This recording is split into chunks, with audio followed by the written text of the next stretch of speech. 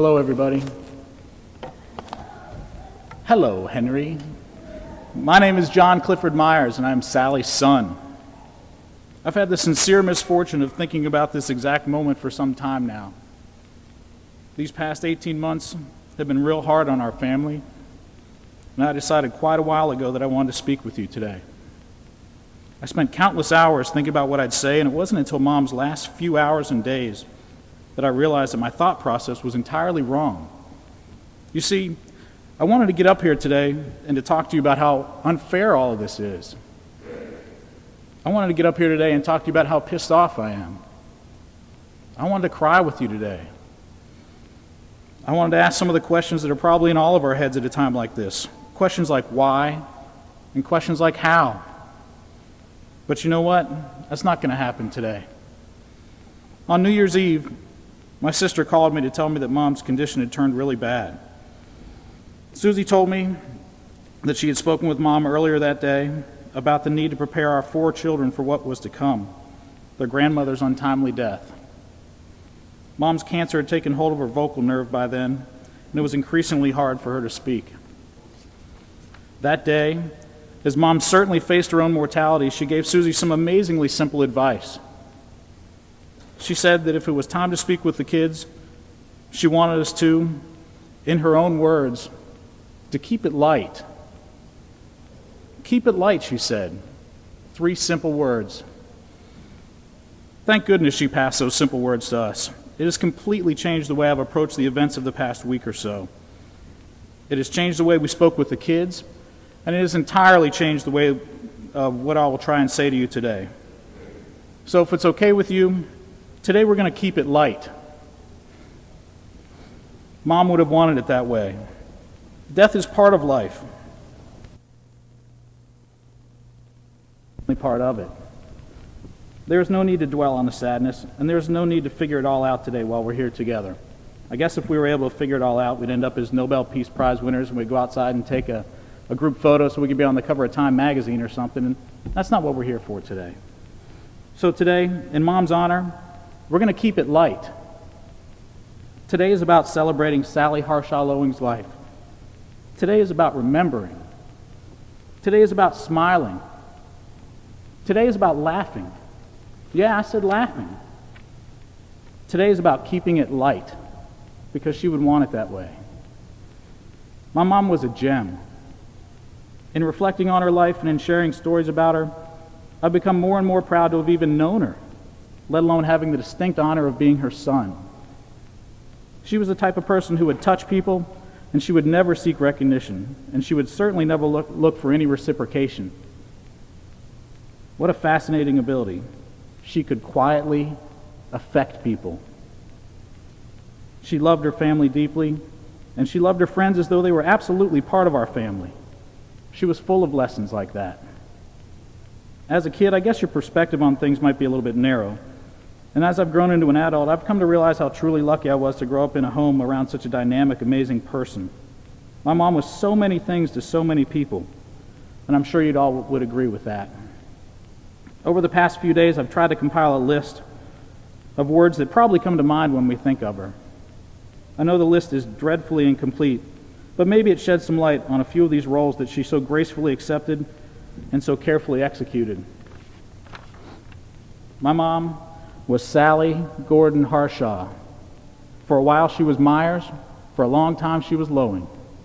She was a daughter. She was a sister. A wife. She was an ex-wife. She was a mother. She was a single mother. She was a grandmother. She was Nana.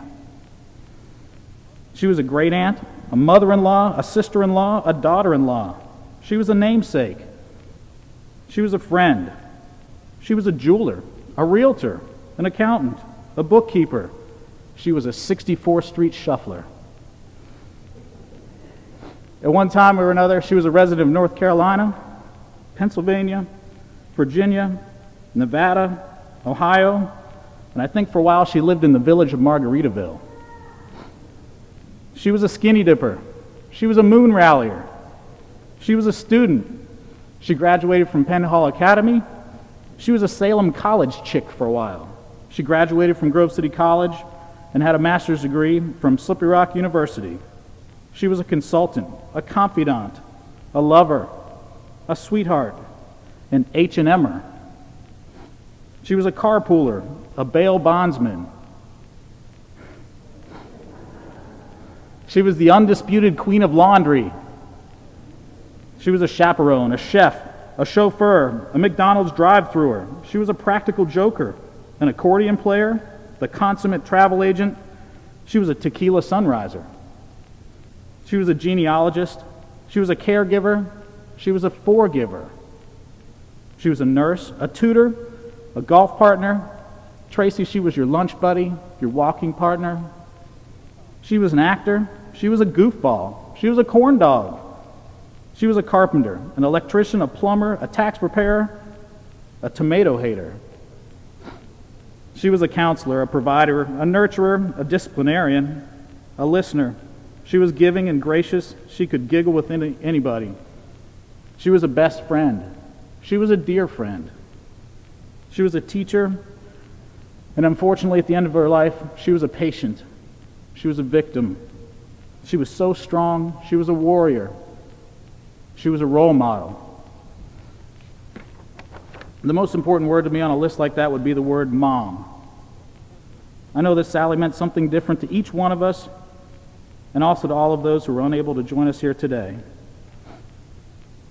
After my sister called on New Year's Eve to tell me about Mom, I called her house here in Charlotte. Larry and I spoke for a few minutes, and I told him we were on our way the next morning. Then he told me that Mom wanted to speak with me. In her last few weeks, as I said earlier, it was difficult for her to talk. Hi, baby Sally. Hi. It was difficult for her to talk, and I had developed a way of trying to have a conversation with her without making her talk too much. I'd tell her that I'd love her, I'd tell her about the kids, and I'd tell her that I couldn't wait to see her next. The conversation on that night, the last night of the year, will always resonate in my head, and more importantly, it'll resonate in my heart. As I rambled along, I heard her all of a sudden take in a deep breath, and I knew she had something to say with me. You know what she said? As she faced the darkest time that any of us can possibly imagine, she said 3 more powerful words. You know what she said? She said, "It's been great." It's been great. The last thing she really said to me. And I know that's exactly what she would want me to pass on to you today. I know that she would have also said that I probably could have stood up, skipped to the chase, said these 3 words, and sat back down, but that's a whole different story. You know what? She hit it directly on the head. She would really want me to tell you that it was truly great, that it was an honor knowing and an honor loving each one of you. I'd like to thank you all for being her friend. I'd also like to sincerely thank you all who have helped us over the past year and a half, and also in these past days with meals, with fellowship, and with love. It has meant so much to us, and it means a lot to her. She would like to thank you all for a glorious lifetime of memories. I have a favor to ask of you guys today. Mom died on Sunday morning, and for whatever reason, the very first thing I did the next morning as I woke up in bed was rolled over and I blew her a kiss. I've done it every morning since, and I plan on doing it the rest of my life whenever I wake up in the morning. And as we celebrate the life of Sally Harshaw-Lowing today, would you guys join me in blowing a kiss to her? Ready? Thanks. I know that in her own way, she'll return that kiss. It might come in the form of a warm breeze or a breathtaking sunset, or maybe the way the sun glistens on a new fallen snow. Maybe it'll be a full moon like on Wednesday night.